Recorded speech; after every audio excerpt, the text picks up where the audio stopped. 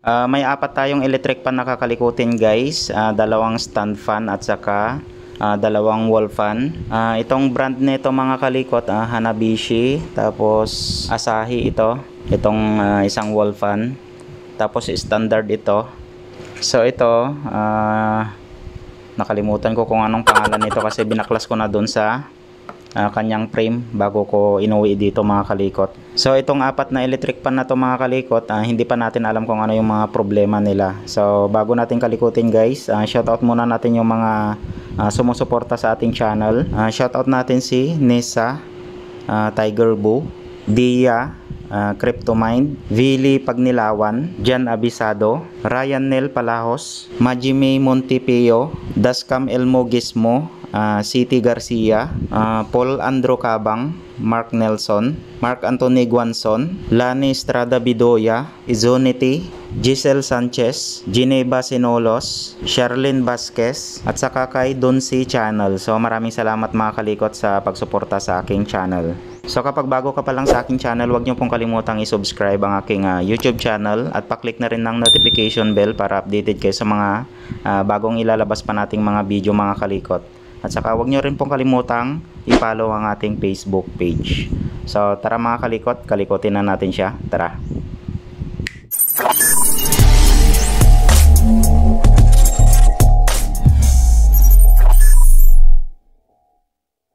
Unahin muna natin mga kalikot itong stand fan na Hanabishi. Testerin muna natin. Itong mga video pala natin mga kalikot dito sa mga electric fan, dito natin makikita mga kalikot kung paano tayo mag troubleshoot ng step by step. Testerin muna natin mga kalikot. Check natin kung okay pa yung kanyang motor. May reading sa ating tester. Yan. So okay siya. Okay yung kanyang motor. Na-plug na natin. Try natin. Okay naman okay naman siya. Bakit kaya pinapa-repair to? Ayan, na-chat natin yung may-ari nito mga kalikot. Ang sabi niya umiikot naman kaso lang sobrang init daw ng motor niya. Tapos parang nangangamoy na daw. At saka mabagal daw yung ikot niya. Check natin yung bushing shafting niya, baka napipilitan lang umikot. Siguro kapag nakataob na ganito, saka lang siya iikot, pero pag nakatayo na, baka nahihirapan. So check natin yung mismong motor niya.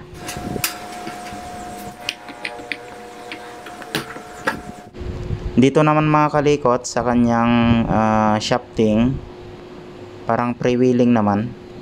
Ayan o. Pero parang mabigat yung kanya. Mabigat ikutin. Baklasin ko na lang siya mga kalikot.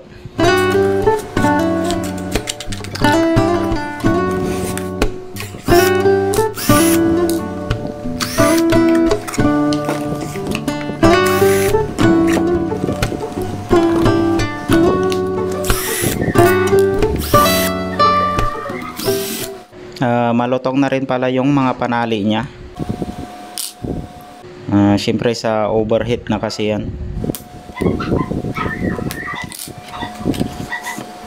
Palitan natin ng panali. Natanggal na kasi yung isa. Ayan guys, parang ito yung nangangamoy siguro na sinasabi ng may-ari. At saka i-check rin natin dito sa ilalim, baka may sunog siya. So mukhang okay naman. Wala namang nangingitim or ano. Malinis naman mga kalikot. So ang gagawin na lang natin, palitan na lang natin lahat ng panali niya, tapos linisin natin.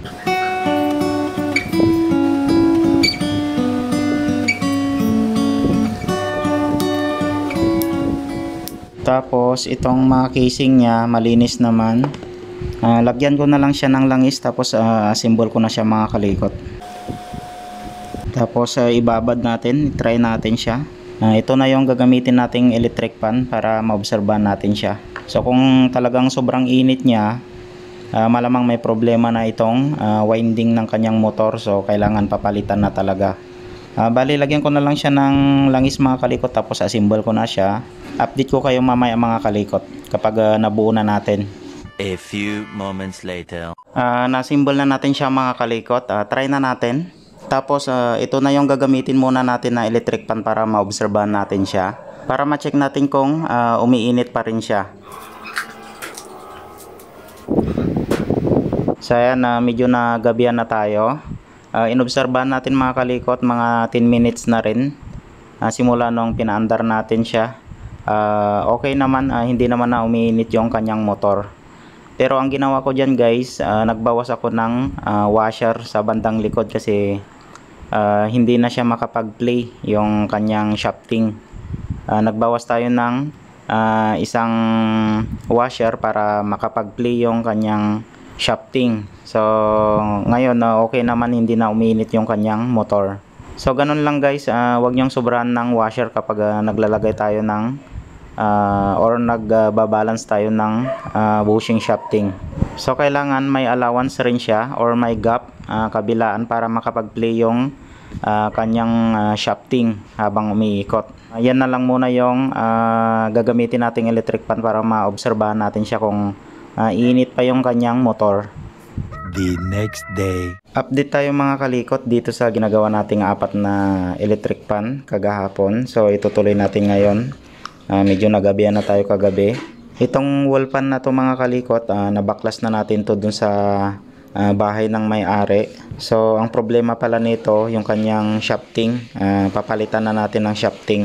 Pero yung kanyang motor mga kalikot, okay pa kasi na-check na natin doon. So babaklasin na lang natin yung kanyang shafting.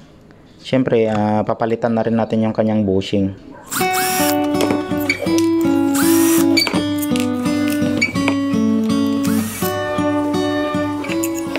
Itong motor niya mga kalikot, natis na natin to. Yan, check rin natin para makita nyo rin. Ayan, so may reading sa ating tester. Yan, so okay pa yung kanyang motor. Ang papalitan natin mga kalikot, itong kanyang shafting. Ayan magaspang yung shafting niya dito banda sa tapat ng bushing. So malamang pati yung bushing niya may grind na rin or magaspang na rin siya. So papalitan natin. Pati dito sa harap, ayan magaspang siya. Kaya talagang papalitan na natin to ng bagong shafting at saka bagong dalawang bushing. Pati ito tatanggalin na lang natin. Kasi ito lang yung dadalhin natin dun sa pinagbibilhan natin ng parts. So update ko na lang kayo mga kalikot. Tapos proceed ulit tayo dun sa isang electric pan. A few moments later. Next natin itong isang stand fan mga kalikot. So hindi pa natin alam kung ano yung problema nito. Testerin muna natin kung okay yung kanyang motor. So ayan guys, wala tayong nare-reading sa ating tester. Check muna natin mga kalikot yung kanyang power cord. Baka putol siya. Ayan, so okay naman yung isang line. Check natin yung isang line. Ayan, so okay naman. So ibig sabihin okay yung kanyang power cord. Malamang yan, open na yung kanyang thermal fuse. Baklasin na lang natin yung kanyang motor mga kalikot.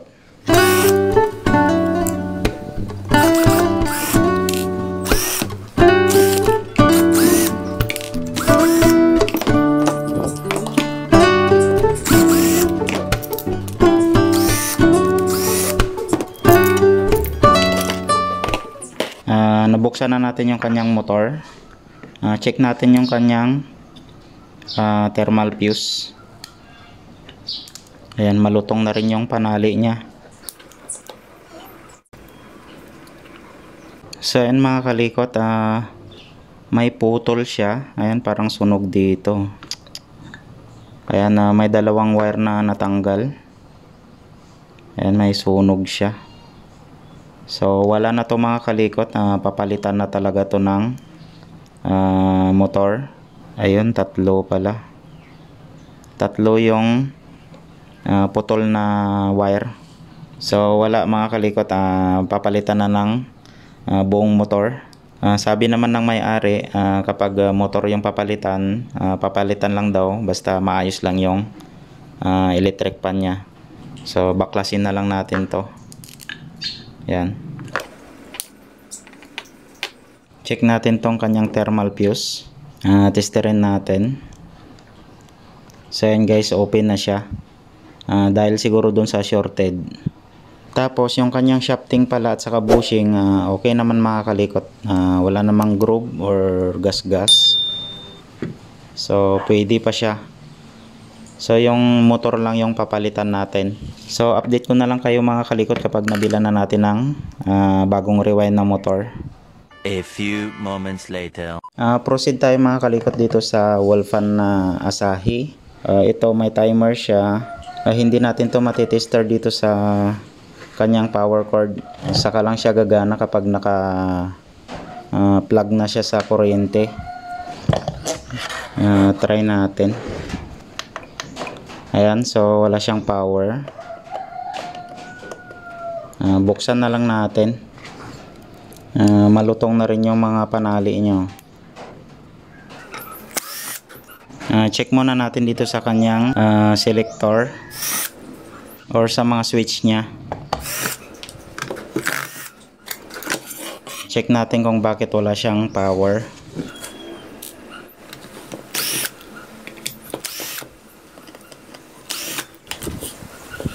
So dito mga kalikot may fuse siya. Yan, check natin kung buo pa.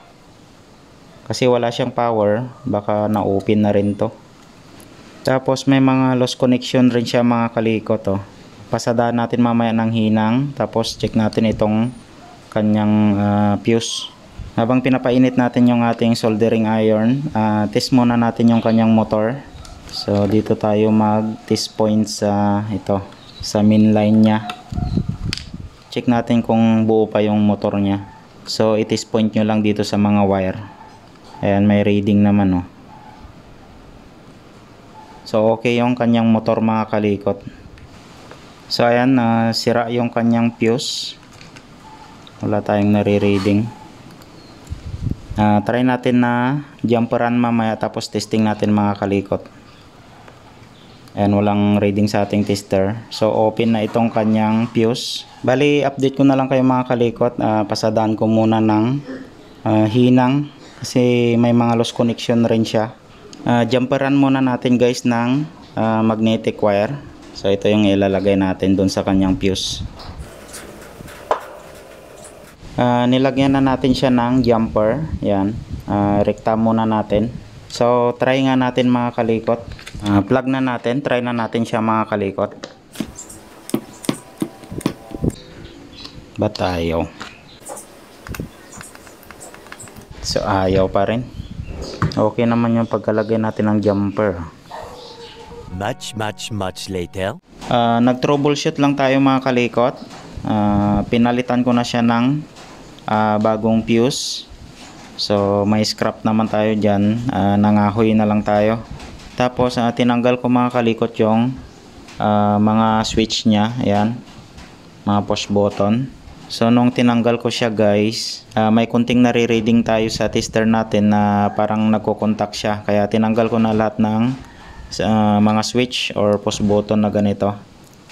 Tapos sinubukan natin pinandar. Ayun, umandar na siya. Siguro dito nagkaroon ng problema kaya ayaw rin mag power or mag-contact. Kasi parang nakadiin na yung mga ibang switch. So tinanggal natin siya. Ayan dito. So test natin. Ayan, gumawa na lang din ako ng parang DIY natin na para mag-contact yung ating board. Dito tayo sa test prod ng tester natin naggawa ng contact nya. Ayan, naglagay tayo ng masking tape. Plug na natin. Saka natin sundutin yung pinagtanggalan natin ng switch. Ayan guys, gumana na yung kanyang motor. Tapos yung pati yung board nya gumagana na rin.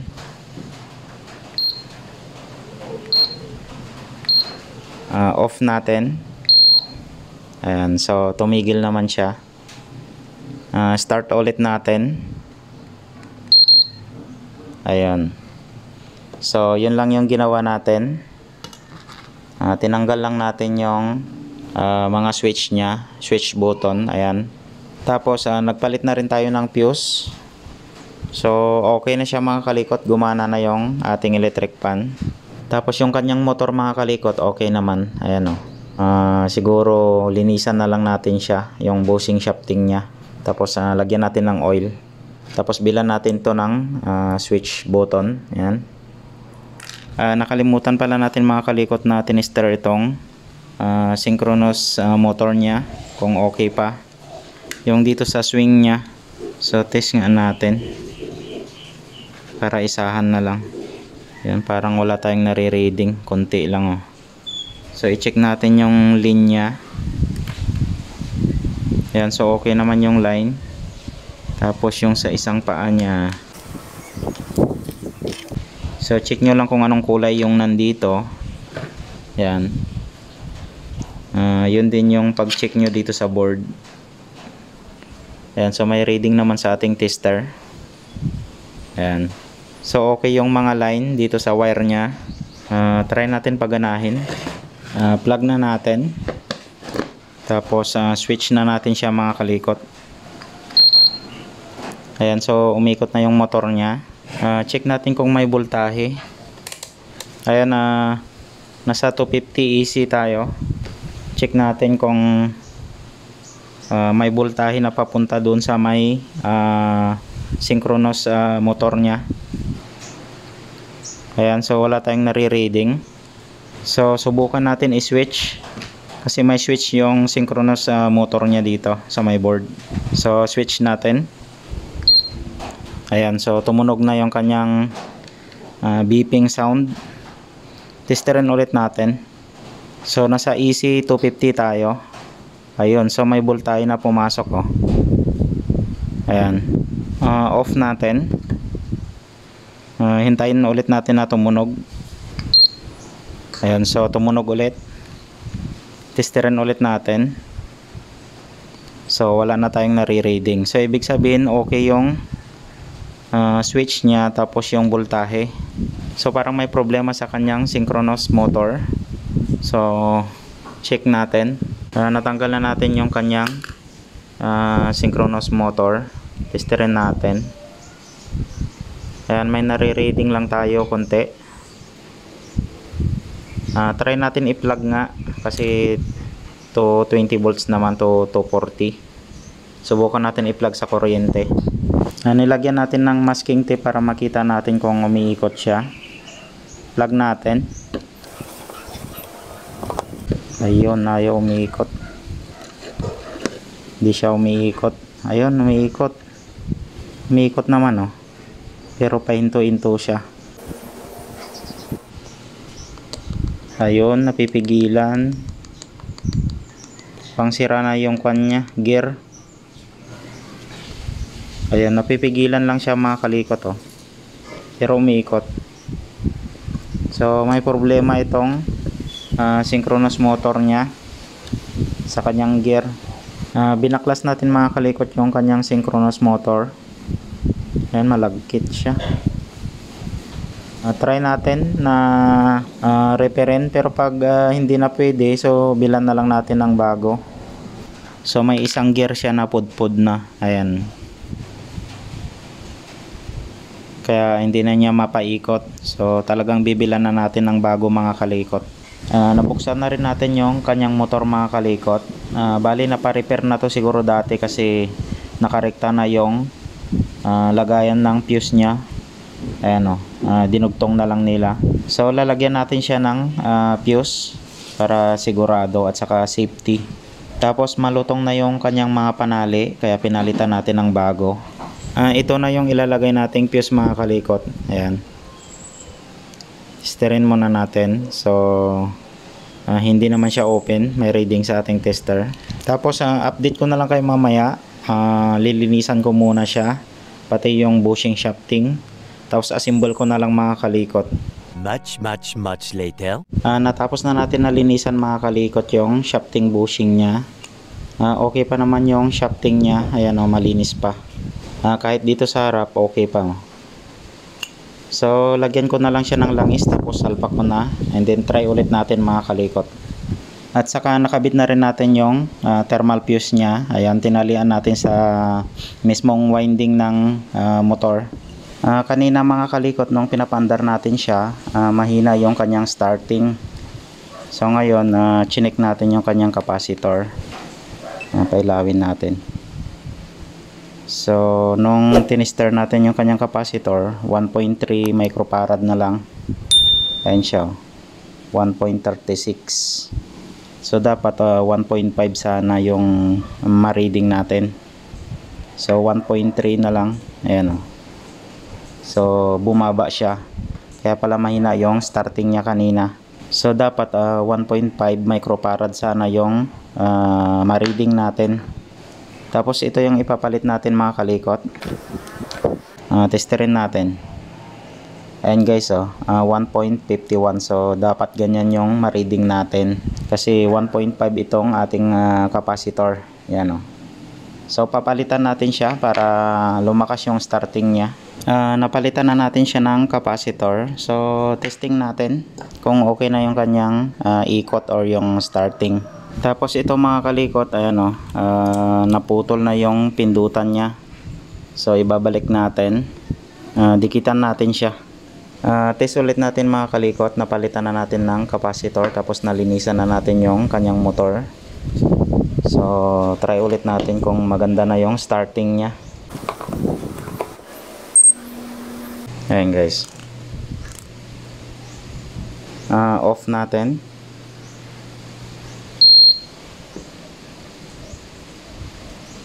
Start ulit natin. So okay na siya mga kalikot. Bali update ko na lang kayo dun sa synchronous motor niya kung may mabibili tayo. At saka yung push button switch, ito. Tapos yung iba pa nating kailangan dun sa mga ibang electric fan. So update ko na lang kayo guys kapag nakabili na tayo. The next day. Update tayo mga kalikot dito sa ginagawa nating electric fan. Bali 4 to. Yung isa nakuha na kasi wala namang problema. Ang ginawa lang natin doon, kasi umiinit siya yung motor niya. Ngayon nagbawas tayo doon ng washer na isa kasi hindi pantay yung kanyang stator at saka yung kanyang rotor. So nagbaklas tayo ng isang washer. So naging okay na siya kasi hindi makapag-play yung kanyang shafting. So bali nakuha na yung isa, yung tatlo na lang yung ayusin natin mga kalikot. Bali nabilhan na rin natin siya ng mga parts. So kompleto na. Bali assemble na lang natin siya mga kalikot. Unahin muna natin itong Astron. Yung problema naman nito, sira yung motor niya. May nabili naman tayong bagong motor. So sasalpak na lang natin siya mga kalikot. Yung capacitor nito okay naman mga kalikot. Check rin natin. Ayan, may 1.5 microfarad siya. So dito sa kanyang level 1.5 microfarad siya. So okay ito mga kalikot. Bali assemble na lang natin yung kanyang motor. Tapos ito kasi mga kalikot, bago siya.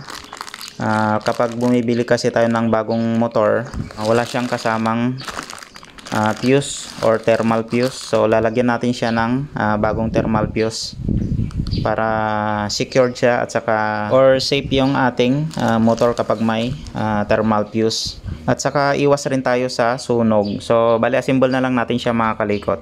Bago natin ikabit yung kanyang motor, testerin muna natin siya mga kalikot. Magti-test point lang tayo dito sa kanyang common na wire, yung kulay green. Ito yung pinaka main line niya. Yan yung white number 1. So may reading naman. Yung black number 2, ayan tumataas siya. Number 3 naman yung red. Tapos testerin din natin yung papuntang capacitor. Ayan. So ibig sabihin na okay yung ating motor mga kalikot. Next na gagawin natin mga kalikot, lagyan natin ng thermal fuse yung bagong rewind na motor. Kasi kapag bumibili tayo ng bagong rewind na motor, wala silang nilalagay na thermal fuse. So lalagyan natin siya. Testerin muna natin. Ayan, so okay yung fuse na ilalagay natin.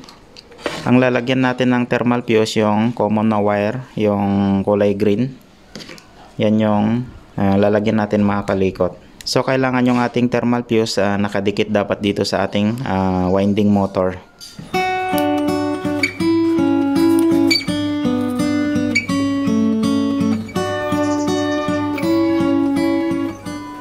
Nalagay na natin yung kanyang thermal fuse. So ganyan siya mga kalikot. Isang line lang siya dito sa common na wire natin na kulay green. So ganyan yung pagka-connect natin mga kalikot. Tapos lagyan natin siya ng strap or cable tie. So kailangan mga kalikot yung ating thermal fuse nakadikit dito sa or itali natin dito sa ating winding motor. Para pag sobrang init ng ating winding, kusa na bibigay yung ating thermal fuse. So yun yung trabaho ng ating thermal fuse, lalo na kapag na-stuck yung ating bushing shafting, so hindi na iikot yung ating fan, iinit naman itong ating winding. So bago bibigay yung ating winding, kusa nang bibigay yung ating thermal fuse. So ganyan yung trabaho ng isang thermal fuse mga kalikot. Lagyan natin mga kalikot ng spaghetti or pinaka-insulator nya yung ating fuse bago natin talian.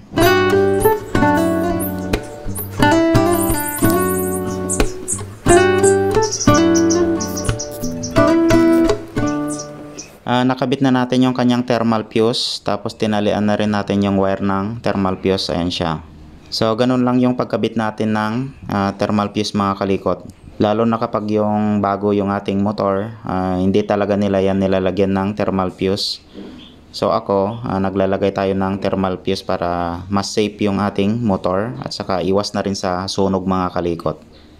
Testerin muna natin, baka nagkaroon ng problema nung tinali natin siya. Ayan, so okay naman. Ayan, bali kabit na lang natin yung kanyang motor mga kalikot.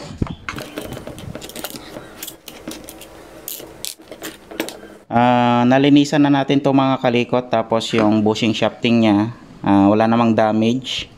Ayan, tapos lagyan na rin natin ng oil. So dito sa harap, okay naman yung shafting nya, wala namang groove.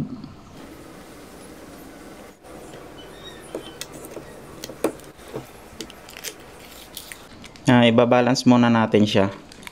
So kung kulang yung washer nya, dagdagan na lang natin. Ayan, okay naman, may kunting gap siya. So lalagyan na lang natin ng langis, tapos assemble na natin.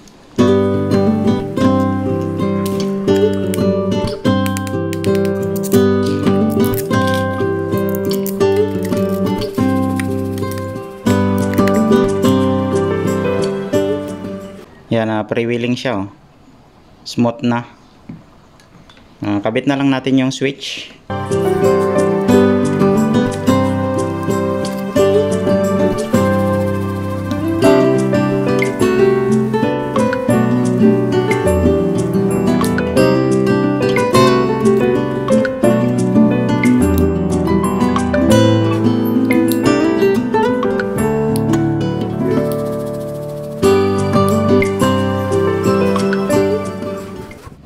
Assemble na natin lahat mga kalikot. Nakabit na natin yung wire dito sa kanyang switch. Nakabit na rin natin yung capacitor. Yan. So test na lang natin or testerin muna natin. Check natin kung grounded yung ginawa nating pagwa-wiring or pagkabit ng kanyang motor. Ayan, so wala namang reading sa ating tester. Ayan. Try naman natin yung sa switch nya. Number 1 natin. Ayan, so may reading. Number 2. Ayan, tumataas siya. Number 3. Ayan. So okay na siya mga kalikot. Test na natin. Okay naman, freewheeling siya. Lagyan natin siya ng masking tape para ma-check lang natin kung umiikot. Hindi kasi kita sa camera kapag hindi natin nilagyan ng masking tape. Yung fan niya kasi naiwan dun sa bahay ng may-ari. Ayan. Number 1 natin. Ayan guys. Paikutin natin siya or i-swing. Ayan. Number 2 natin. Number 3. And so okay na siya mga kalikot. Okay na lahat yung isang unit natin mga kalikot. Proceed ulit tayo dun sa standard na wall fan. A few moments later. Dito naman tayo sa standard na wall fan mga kalikot. Nagpalit tayo ng bagong shafting. Yan. So ito yung dating shafting niya. Ayan o. May grind na siya or may groove dito sa tapat ng bushing mismo. So kapag nagpalit tayo mga kalikot ng shafting, magpapalit na rin tayo ng bagong dalawang bushing, kabilaan yan. Hindi pwedeng shafting lang yung papalitan natin. So kailangan pag nagpalit tayo ng shafting, magpapalit na rin tayo ng dalawang bushing para bago na lahat. Kasi kapag nagpalit lang tayo ng shafting mga kalikot, malamang yung kanyang bushing grind na rin or may mga gas-gas na. So kung ibabalik natin yung dating bushing niya, kakainin niya rin to, itong bago. Kaya kapag nagpalit tayo ng bagong shafting mga kalikot, palitan na rin natin yung dalawang bushing niya para bago na lahat. Tapos ito guys, bali kasi yung pinaka holder ng bushing niya, kaya binila natin siya ng bagong holder. Ito, yan, bali na kasi yung pinaka lock niya. So ito yung ipapalit natin. Tapos yung kanyang capacitor, mababa na rin yung kanyang capacitance, kaya bumili na rin tayo. Ayan, so ito yung bago natin. Test natin para makita nyo rin. Sa capacitance tayo. Ayan. Ayan mga kalikot, may nare-reading tayong 1.3 microfarad. So yung original na capacitance niya 1.5 microfarad. So kapag tinest natin 1.3 lang siya. Ayan o. So bumaba. Tapos ito okay naman yung kanyang motor. Assemble na natin siya mga kalikot, yung mga parts na papalitan natin. Kabit na rin natin yung spacer. And then kabit na rin natin yung capacitor. Ito mga kalikot, natanggal yung isang lock niya nung tinatanggal natin. Kaya binila na lang natin ng kwan mga kalikot, ng replacement. Kaso lang ang problema, masyadong malaki yung butas niya. So ang gagawin natin, wala kasi tayong mahanap na ganito kaliit yung frame niya or yung holder niya. Kaya ang gagawin natin, diskartehan na lang natin siya. Ayan, iganyan natin siya mga kalikot. Tapos ilock. Pero tanggalin muna natin yung lumang bushing niya. Ilagay natin yung bagong bushing. So ito. Yan, ito yung dating bushing niya. So papalitan natin ng bago.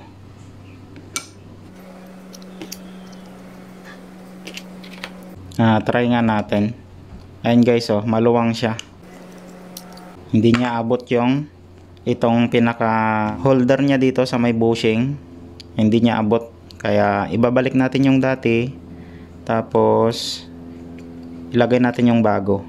Ilock rin natin tong isa. Tapos lagyan ulit natin siya ng bagong holder niya. Nakabit na natin yung isang lock mga kalikot dito sa harap na casing. Nakabit na rin natin yung bagong bushing.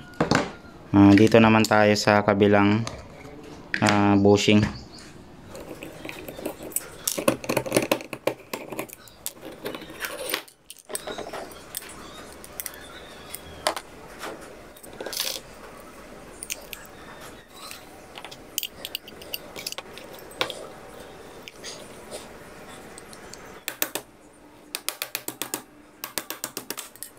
Nakabit na natin yung bagong bushing. Ang una-una nating i-balance mga kalikot yung bandang harap na shafting.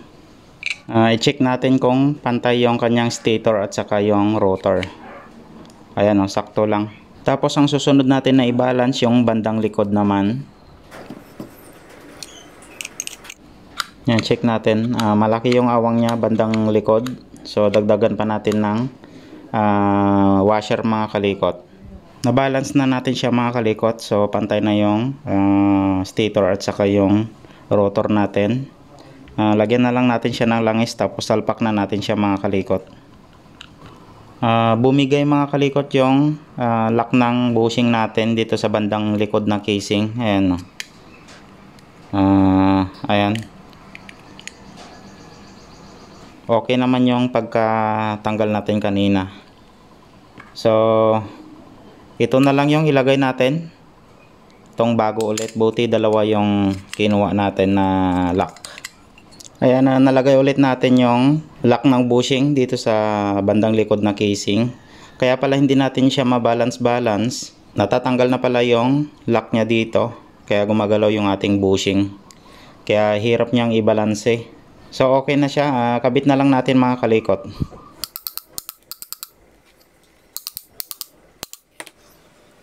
Ayan, pre-wheeling na siya mga kalikot, oh. Kasi nakalapat na maigi yung kanyang bushing. Kanina kasi hindi natin balance kasi nakatabingi na yung pinakalock ng bushing. So yan yung titingnan nyo mga kalikot. Ayan, okay na siya. Lagay na lang natin yung gearbox. Na-assemble na natin lahat mga kalikot. Testerin muna natin. Tapos saka natin i-testing sa kuryente. Ayan, so may reading sa ating tester. Ayan, number 2, number 3. Tapos testerin rin natin kung grounded siya. Taasan natin. Ayan, so wala naman. Try natin i-plug. Lagyan natin ng tape para makita nyo rin na umiikot. Hindi kasi natin dala yung mismong base niya saka yung fan niya. Testing na lang natin na i-plug sa kuryente na isa-isa. Ito lang kasi yung dinala natin kasi para hindi mabigat nung dinala natin dito sa bahay. Check natin. So ito guys, wag nyong gayahin. Mas maigi na assemble natin siya sa kanyang switch, sa mismong switch niya. Kung hindi nyo kabisado yung ganitong paraan. Kasi delikado rin kasi syempre wala siyang switch. Itutusok lang natin siya. So sa mga nagsisimula pa lang, wag nyo munang subukan. Mas maganda kapag i-assemble nyo muna siya bago natin i-testing. Pero kung gusto nyo talagang subukan mga kalikot, itong common na wire, ito yung pinaka main line natin. Tapos same pa rin. Kung may switch siya, yung white natin 1, 2 black, 3 yung red. So isundot lang natin siya. Kung hindi nyo guys kaya, wag nyo na lang ituloy. Kasi baka mapano kayo or makuryente. Yan, plug na natin. Ayan guys. Yan yung number 1. Yung black natin number 2. Number 3 natin yung red. Ayan guys. So okay na yung pangalawang unit natin mga kalikot. Much later. Proceed ulit tayo mga kalikot. Dito naman tayo sa Asahi na may timer. So ito guys, okay naman yung kanyang motor. Kaso nga lang yung kanyang fuse, open na siya pero pinalitan na rin natin. Ito ata yung fuse niya. Ito. Yan. Pero nabuo na natin yan nung nakaraan. So okay na itong motor niya. Tapos nagpalit rin tayo guys ng capacitor. Kasi ito yung capacitor niya. Yung dating capacitor niya. Check natin. Ayan, naka-capacitant test tayo. Ayan guys, 1.3 microfarad yung nare-reading natin. Kaya pinalitan natin siya ng bago mga kalikot. Ayan. Na-align na rin natin yung motor nito mga kalikot. Ayan o. Okay naman yung shafting bushing niya. Ito lang yung parang kinalawang pero dun sa tapat ng bushing at saka shafting okay siya. Ayan o, pre-wheeling siya. Natest na natin to nung nakaraan. Tapos nasaksak na rin natin to sa kuryente. Okay naman. Kaso binila natin siya ng synchronous motor. Ito bago. Para mag-swing siya. Ito kasing sa kanya. Ito sira to. Yan. Kaya binila natin para okay na lahat.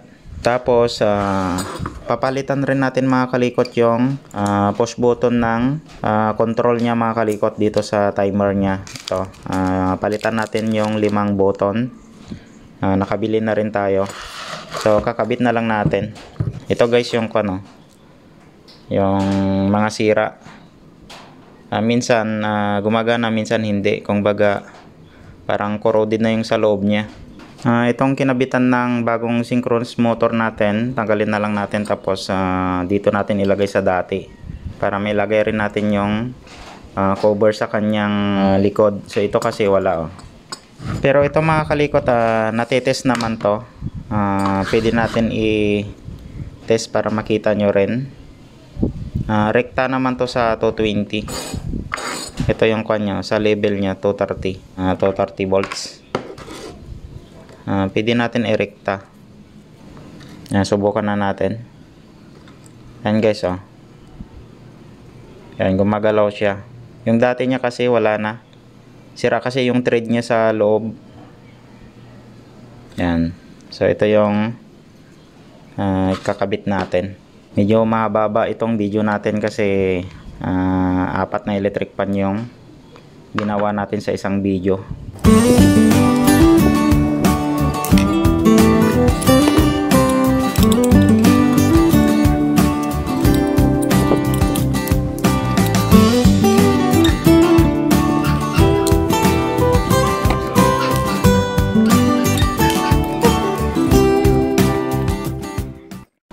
Nakabit na natin mga kalikot yung capacitor, tapos yung synchronous motor niya. Yung supply niyan mga kalikot dito sa isang linya natin, tapos papuntang capacitor na papuntang mainline din. So mas maganda talaga kapag picturean nyo siya or i-video bago nyo tanggalin yung isang parts, para pag binalik nyo na mas madali na lang, kasi titingnan nyo na lang yung picture kung paano yung kanyang wiring mga kalikot, para mas mapabilis yung ating trabaho. So nakabit na natin.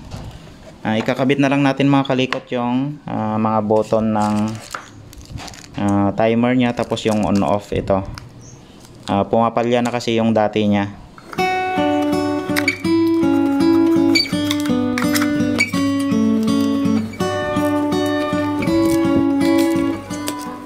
Tapos yung nabaling plastic ng push button niya, nabalik na rin natin. Bali dinikitan lang natin siya ng mighty band or glue. Kapag nagpapalit tayo guys ng push button, check nyo lang kung gaano kalaki yung pinaka button niya dito. So yun rin yung bibilin natin. Meron kasi yung mas mahaba dyan. Kung paano nyo tinanggal yung push button na to, ganun rin yung pagkabalik natin. Update ko na lang kayo mamaya mga kalikot. A few moments later. Nakabit na natin yung switch button. Symbol na lang natin, tapos test na natin siya mga kalikot.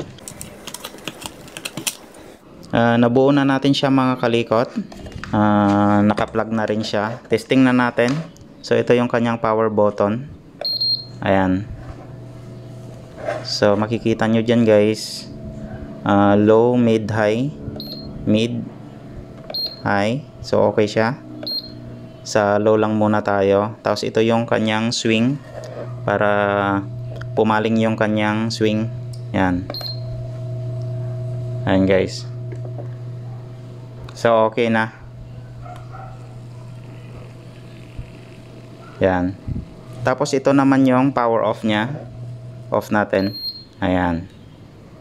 So okay na lahat mga kalikot. Ang pinalitan natin dito mga kalikot, yung kanyang synchronous motor, tapos isang capacitor, fuse, tapos 5 mga button dito sa power button nya.